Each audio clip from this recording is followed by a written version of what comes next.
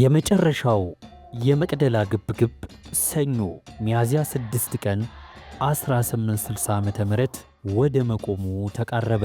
የቴዎድሮስን ሁኔታ አስመልክቶ የኒውዮርክ ታይምስ ሪፖርተር ስታንሊ ሲናገር ሰኞ ከቀኑ 10 ሰዓት አካባቢ እንግሊዝ በመቅደላ ላይ ካሰማራቻቸው ወታደሮች መካከል ሁለት የአይሪሽ ወታደሮች የተኩስ ድምፅ ወደ ሰሙበት አቅጣጫ እየተክለፈለፉ እንደደረሱ አንድ ያልታወቀ ኢትዮጵያዊ ከመሬት ላይ ተዘርሮ ለመሞት በማጣጣር ላይ እንዳለ ያገኙታል። የግለሰቡ ጣር ስሜት ሳይሰጣቸው ቀድሞውንም ከኛ የተሰረቀ ነው በማለት በቀኝ እጁ አቅጣጫ የወደቀውን ሽጉጥ አንስተው ይወስዱበታል። ይህም አልበቃ ብሏቸው የጣቱን የወርቅ ቀለበትና የአንገቱን የወርቅ መስቀል ይዘርፉታል። ከዚያም የወሰዱትን ሽጉጥ እያገላበጡ በማድነቅ ሲመለከቱ ከጎን በኩል ከብር ተቀርጾ የተለበደ ጽሑፍ ያገኙበታል። ጽሑፉም እንደ ኤሮፓውያን አቆጣጠር 1854 ከታላቋ ብሪታንያና የአየርላንድ ንግሥት ቪክቶሪያ የተላከ ስጦታ የሚል ነበር። ወታደሮቹ ጽሑፉን ካነበቡ በኋላ ከነከናቸው። አንደኛው ወታደር ቴዎድሮስ ይሁን እንዴ በማለት ነፍሱ ልትወጣ የተቃረበውን ግለሰብ ማስተዋል ጀመረ። ሁሉም መሬት ላይ ወድቆ የሚያጣጠረውን ሰው ግራ በመጋባት ይመለከቱስ ጀመር።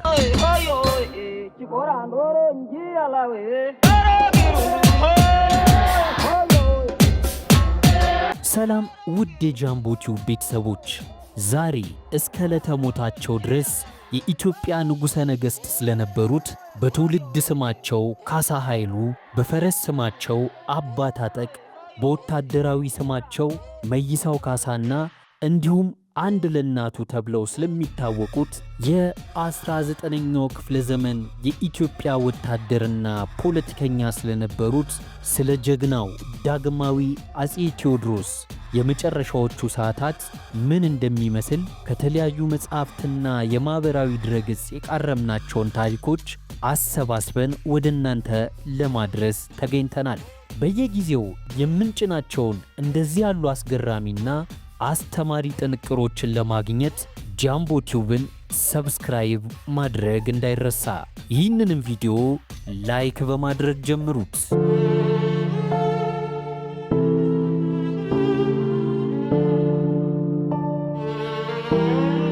ግርማዊ አጼ ቴዎድሮስ ጥር 6 ቀን 1811 ዓመተ ምህረት ሻርጌ በተባለ ቦታ ቋራ ውስጥ ከጎንደር ከተማ በስተምዕራብ ባለው ቦታ ላይ ነው የተወለዱት። በትውልድ ስማቸው ካሳ ኃይሉ ሲባሉ፣ በፈረስ ስማቸው አባ ታጠቅ፣ በወታደራዊ ስማቸው መይሳው ካሳ ወይም አንድ ለናቱ ተብለው የሚታወቁ የ19ኛው ክፍለ ዘመን የኢትዮጵያ ንጉሠ ነገሥትና ወታደር የነበሩ ፖለቲከኛ ናቸው። መይሳው ካሳ በዘመነ መሳፍንት ተከፋፍላ የነበረችውን ኢትዮጵያን አንድ የማድረግ ታላቅ ራዕይ ይዘው የተነሱ ጀግና እንደነበሩ ታሪካቸው ይገልጣል። በዚህም በ1840 ዓመተ ምህረት አጠቃላይ የዘመነ መሳፍንት ሥርዓትን በመቃወም በሰሜናዊ ባላባቶች ላይ ዘመቻ ጀመሩ። በጦርነት የገጠሟቸውን ባላባቶች ስላሸነፉ መጀመሪያ የራስ ማዕረግን በኋላም የንጉሥ ማዕረግን በአንድ ዓመት ውስጥ ተቀዳጁ። በየጊዜው በሚያደርጉት የተሳካ ዘመቻ የዘመኑን ባላባቶች ኃይል በመሰባበር የካቲት 3 ቀን 1847 ዓመተ ምህረት ንጉሥ ካሳ ዳግማዊ አጼ ቴዎድሮስ ተብለው የኢትዮጵያ ንጉሠ ነገሥት ሆኑ። በዘመነ ንግሥናቸው አጼ ቴዎድሮስ አገሪቱን የሚያሻሽሉ በርካታ ሥርዓቶችን አስተዋውቀውናል። ከነዚህም ውስጥ ባርነትን የሚያግድ አዋጅ፣ የመጀመሪያ መንገድ ግንባታ፣ የሥርዓተ ነዋይና የፖለቲካ ሥርዓቱን በማዕከላዊ መንገድ ማዋቀር ለአብነት ይጠቀሳሉ። በ1852 ዓመተ ምህረት ንጉሠ ነገሥቱ የኢትዮጵያ ኦርቶዶክስ ተዋሕዶ ቤተ ክርስቲያን ርስት የነበረውን መሬት ለገበሬዎች በማከፋፈላቸው ከሃይማኖት መሪዎች ጋር ተጣሉ። ይህን ተከትሎ በየቦታው ዓመፅ በሚነሳበት ወቅት አውሮፓውያን ሚስዮኖችም ከእንግሊዝ መንግሥት ጋር በተነሳ ለመግባባት ምክንያት በአጼው ታሰሩ። በዚህም በመጋቢት ወር 1860 ዓመተ ምህረት ላይ የእንግሊዝ መንግሥት በሮበርት ናፒየር የሚመራ በጊዜው እጅግ ግዙፍ የተባለ ኃይልን አሰናርቶ አውሮፓውያኑን እስረኞች ለማስፈታት ጦር ላከ። ሚያዝያ 5 ቀን 1860 ዓመተ ምህረት ይህ ጦር በመቅደላ ምሽግ ላይ በሚገኘው በአመፅ በተዳከመው የንጉሡ ጦር ላይ ጥቃት አደረሰ። በውጊያው መሃል ንጉሠ ነገሥቱ እጃቸውን እንዲሰጡ ቢጠየቁም እስከ መጨረሻው አሻፈረኝ በማለት በሽጉጣቸው ራሳቸውን ገድለው በጀግንነት አለፉ።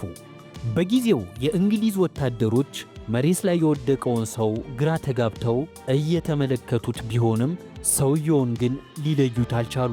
የዚህም ምክንያት ደግሞ አጼ ቴዎድሮስ በጠላት መወረራቸውን እንደተረዱ ቤተሰባቸውና የቅርብ ተከታዮቻቸውን ተሰናብተው በሽጉጥ ራሳቸውን መትተው ሲወድቁ ጠላቶቻቸው እሳቸው መሆናቸውን እንዳይለዩዋቸው በማሰብ ወልደ ጋብር የሚባለው የቤት አሽከራቸው የሚደርቧትን ባለቀጭን ጥለት ነጠላቸውንና ታጥቀው የነበረውን ባለከፋይ ቀበቷቸውን አውልቀው በመውሰድ ቁጥራቸው 15 ያህል ከሚሆን ከቴዎድሮስ ጭፍሮች ጋር በማምለጥ ተሸሽጎ እንደነበር ለእንግሊዝ ኦፊሰሮች በሰጠው ቃለ መጠይቅ ላይ ተጠቅሷል።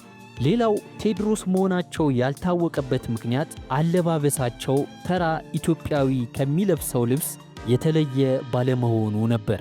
በተለይም ባዶ እግራቸውን ያለ ጫማ መታየታቸው የወደቀው ሰው ቴዎድሮስ መሆኑን ለማወቅ ከባድ አድርጎት ነበር።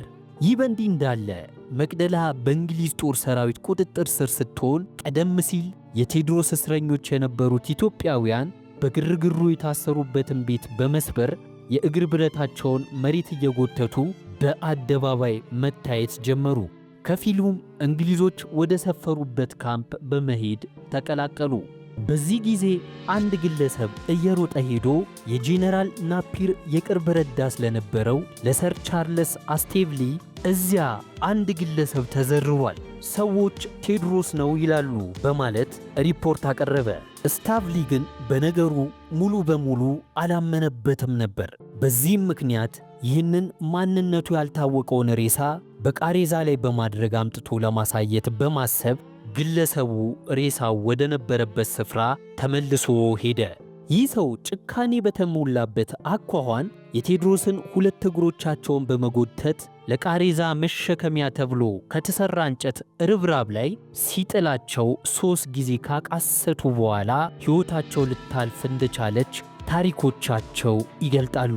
ይህን ድርጊት አስመልክቶ ማርክሃም ሲያብራራ ወታደሮቹ የአጼ ቴዎድሮስ ቃሬዛን ተሸክመው ለሰር ቻርልስ ለማሳየት እንደደረሱ ታስረው የተፈቱት እስረኞች በመሽቀዳደም መጀመሪያ መልካቸውን አተኩረው ካዩ በኋላ አንድ ነገር ትዝ አላቸውና የግራ እጃቸውን ከፍ አድርገው ጣቶቻቸውን ማየት እንደጀመሩ አንደኛው ጣቶቻቸው ሰባራ ሆኖ አገኙት።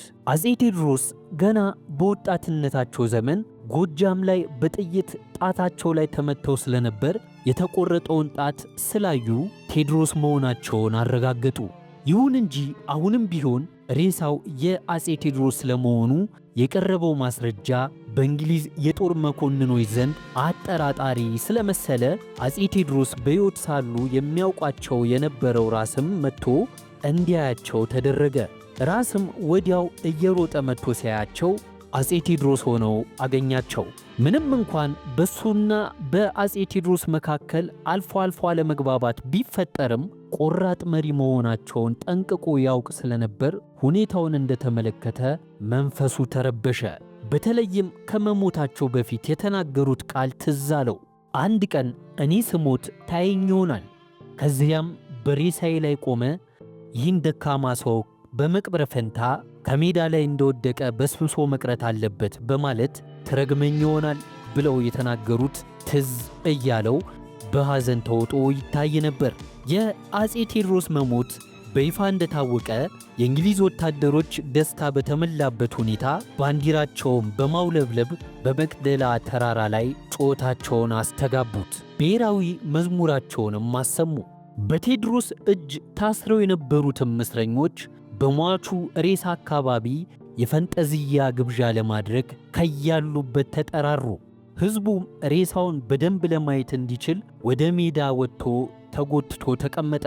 ዙሪያውንም በመክበብ ዕርቃነ ሥጋቸው እስኪታይ ድረስ የለበሱትን ልብስ በብዙ ቦታ ተለተሉት።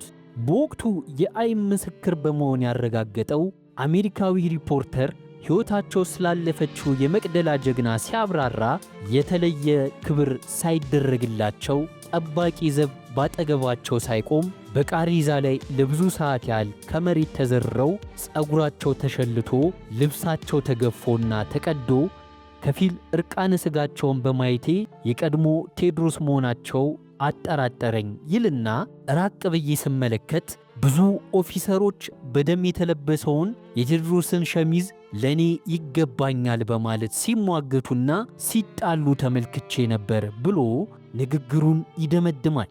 በዚያን ጊዜ ቴዎድሮስ ሲነግሱ ለብሰውት የነበረው የክብር ልብስና በአንጻሩ ደግሞ ከሞቱ በኋላ የተወሰደባቸው በደም የተበከለ ሸሚዝ በእንግሊዝ ሀገር ራቅ ባለ ሰሜናዊ ክፍል ባንክፊልድ ሙዚየም ተብሎ በሚጠራው መዘክር ውስጥ ሲገኝ፣ የተሸለተው ፀጉራቸው ግን ከለንደን ናሽናል ዋር ሙዚየም በቅርቡ ወደ ሀገራችን ሊመለስ ችሏል። ይህንን አስነዋሪ ድርጊት ያስተዋለ አንድ ታዛቢ የቴዎድሮስ ሬሳ ከፊል ዕርቃኑን ስለነበረ የሰው መሳቂያ ሆኗል በማለት ለናፒር ተናገረ። ናፒር ግን የተሰራው ሥራ አንድ ወታደር ከሚያደርገው የዲሲፕሊን ሥነ ሥርዓት ውጪ መሆኑን እየተገነዘበም አንዳችም የቅጣት እርምጃ ሳይወስድ ቃሬዛው እንዲለብስና በማግስቱ ለቀብር እንዲዘጋጅ የሚል ትዕዛዝ ሰጠ። ከዚያም በኋላ ቀደም ሲል ጠቅላይ የጦር አዛዥ እንዳዘዘው ሁሉ በሚስተር ራሳም አማካይነት ቃሬዛው ከስፍራው ተነስቶ የእንግሊዝ እስረኞች ይኖሩበት ከነበረው ግቢ ፔትሮ ተብላ ከምትጠራው ጎጆ ውስጥ ለቀብር እንዲዘጋጅ ተደረገ። የቀብሩ ሥነ ሥርዓት ከመፈጸሙ በፊት ስለ አሟሟታቸው በሐኪሞች የተደገፈ ማስረጃ ማግኘት ያስፈልግ ስለነበር ዶክተር ብላንክና የአፄ ቴዎድሮስ የንስሐ አባት በተገኙበት ዶክተር ላምስዴን አስከሬኑን መርምረው ያገኙት ውጤት በጥይት የተመታ ቁስል ከበስተኋላ በኩል ጭንቅላታቸው ላይ ሲታይ እንዲሁ ከአፋቸው ውስጥ ጠቆር ብሎ ጎድጎድ ያለ ቁስል ይታይበት እንደነበር፣ የሽጉጣቸውን አፈሙዝ ከአፋቸው አጉርሰው የተኮሱት ጥይት ከአፋቸው ጣራ በኩል አድርጋ የኋላ ጭንቅላታቸውን አልፋ የወጣች መሆኗን ንጉሡ ራሳቸውን በራሳቸው እንደገደሉ የሚመሰክር ነው በማለት አረጋገጡ።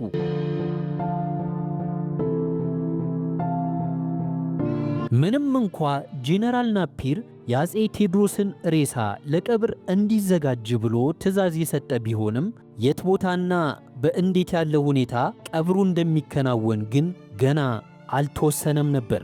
ይህንንም ጉዳይ ለሟች ባለቤት ለእቴጌ ጥሩ ወርቅ በጥያቄ መልክ ቀርቦላቸው ሲመልሱ በግል ቤተ ክርስቲያናቸው ውስጥ ፍትሐተ ጸሎት እንዲደረግላቸው ይፈቀድ ይሆናል የሚል ተስፋ አለኝ በማለት የተናገሩት በጄኔራል ናፒር ተቀባይነት በማግኘቱ የአፄ ቴዎድሮስ ሬሳ በጎጆ ውስጥ እንዳለ በነጭ ጨርቅ እንዲጠቀለል ተደረገ።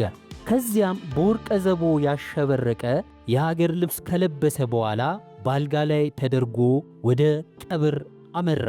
በወቅቱ የአፄ ቴዎድሮስ የውስጥ ጠላቶች አደጋ ሊያደርሱባቸው ይችላሉ በሚል ስጋት ባለቤታቸው እቴጌ ጥሩ ወርቅና ልጃቸው ደጃዝማች አለማየሁ በቀብሩ ሥነ ሥርዓት ላይ አልተገኙም ነበር።